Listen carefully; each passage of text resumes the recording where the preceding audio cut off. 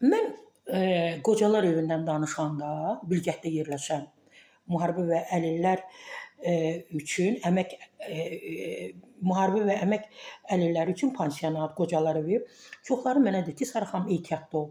Ehtiyatlı ol, sənə pislik edərlər. Təbii ki, qocaları demirlər, pislik edər.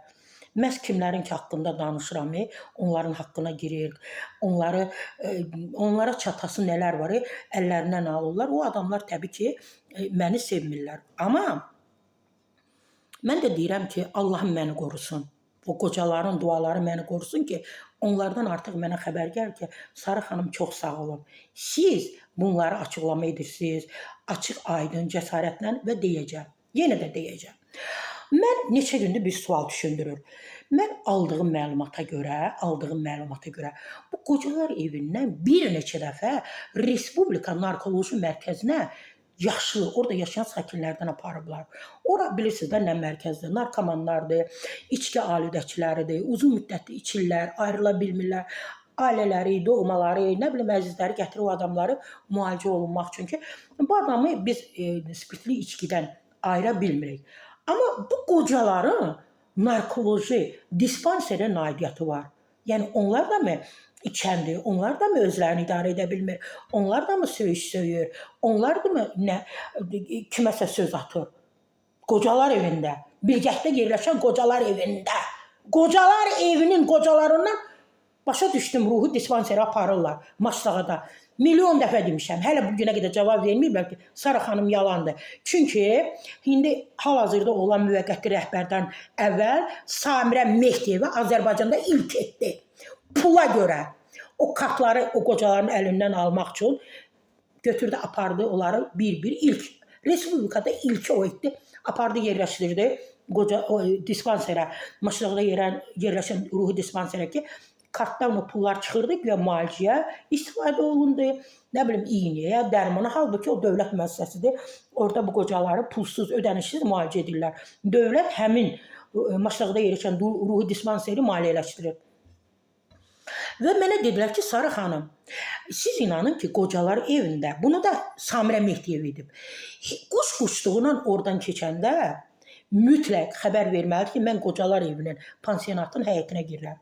Deyir, qocalar evindən, yəni o binadan, həyətdən, o yerdən kənara çıxanda mühafizə bilir. Geri dönəndə də bilir. Deyir, mühafizəni o qədər gücləndiriblər ki, mühafizə qocalardan biri çöldəsə, çıxıbsa küçüyə, oradan qaydanda bir buğda, bir arpa dənəsini gətirirsə, onu mühafizəçi bilir. Bilir. Amma məlum olur ki, heç kim içəri içinə keçirə bilməz. Heç kim.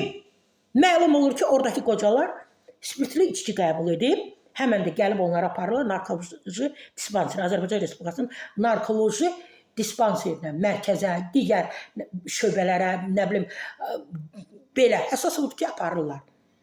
Bəs yaxşı, bir buğdanı, bir arpanı o qapıdan, mühafizəçilərdən, belə gözündən, belə cibində, harasında içəri keçirməyi bacarmayan bu qocalar, bu spirtli içkilər hardan tapır? Bax, sual yaranır mənə. Hörmətli elə mühafizəçilərə də deyirəm, rəhbərlərə də deyirəm, hamıya deyirəm. Onlar o spirtli içkini necə pansionata daxil edir? Ciblərini yoxlayırsınız, nə bilim, döş cibin, yan cibin, harasını, çantasını yoxlayırsınız, ovcunu yoxlayırsınız, saçını, məsəl üçün deyirəm də, onlar kənardan spirtli içki içəri daxil edə bilməzlər. Bəs bu hardan gəlir? Hörmətli rəhbərlik. Yenə də deyirəm, mən açıqlama verə bilərəm. Samirə Mehdiyeva qoymuşdu bunun yolunu, indi sizlər davam etdirirsiniz. Etməyin bunu. Qocalar yazıqdır.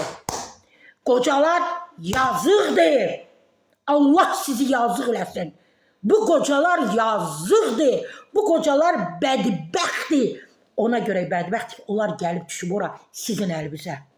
Siz onlara biznes kimi baxırsınız. Bütçə kimi baxırsınız. Cüzdan kimi baxırsınız. Pullu çanta kimi baxırsınız. Onlar qocadır. Onlar bədbəxtdir. Ona görə bədbəxtdir ki, yaxınları onlardan imtina edib. Gətirib qoyublar onlar ora.